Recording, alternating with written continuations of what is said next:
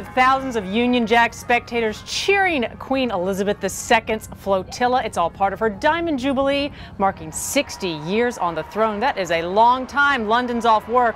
Elton John, Paul McCartney, they are warming up. And you know what? We've got Bruce Orwall. He's in London. He's got the day off, too. He's going to tell us all about the festivities. Hey there, Bruce.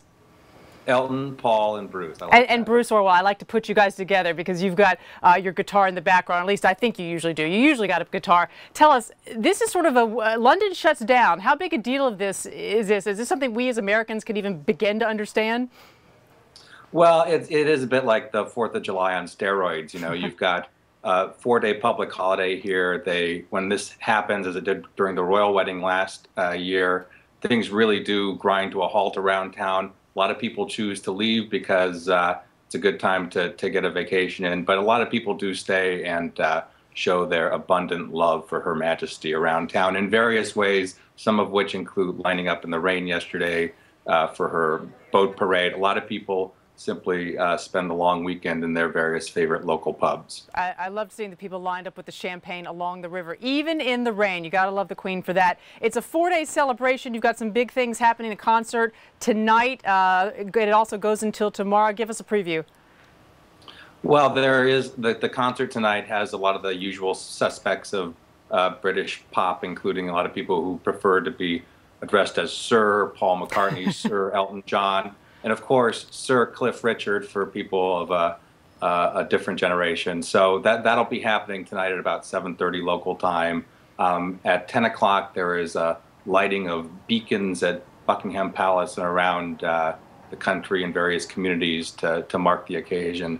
And then tomorrow morning, there's a service at St. Paul's Cathedral, right near our bureau here in London, which includes afterwards a procession that winds up with the Queen being carried by her carriage back to Buckingham Palace, and then they'll have another one of those famous moments with the family gathered at the balcony, on the balcony facing out onto the masses, waving and smiling pleasantly. I assume the merchants must love it, selling all sorts of gear. I have here a Diamond Jubilee mug lent to me by my producer Kate this morning.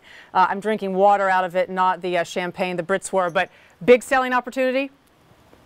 Well, it is and it isn't. I mean, there is some tchotchke sales and what have you, but one thing that we learned during the royal wedding last year was that it didn't really have a big boost for the economy. In fact, it was the opposite.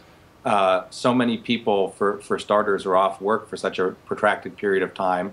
They take time off, you know, before and after or around it. The tourism aspect of it, which is probably less for this event than it was for the wedding last year, doesn't really make up for that. And certainly the sales of you know, Union Jack bunting and, you know, Queen merchandise and what have you doesn't really make up for that. So it could actually wind up being a drag on the economy, as the wedding ultimately was last year. I was trying to think if we have anything the equivalent here in America. I don't know. And maybe when Michael Jackson died, people lined up to see the parade. I couldn't come up with anything. You've lived here in the States.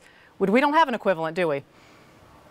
I don't think that there's anything, you know, sort of quite like this. And certainly, you know, what this does mostly for this country now, in addition to bringing people together, and it is nice, there are lots of community street parties all over the country over the 3 days and what have you, but, you know, the royal family, one of their last remaining purposes really is to serve as kind of a tourism postcard for the country, and events like this really help drive, you know, this sort of the continuing fascination with who they are and what their station in life is and their various dramas. And so even with the bad weather here this week, they get to do that. Their stiff upper lip. Yeah. All right, Sir Bruce Orwall, you better get busy writing that ode to the Queen. We'll see you soon. Thanks for being here on Lunch Break.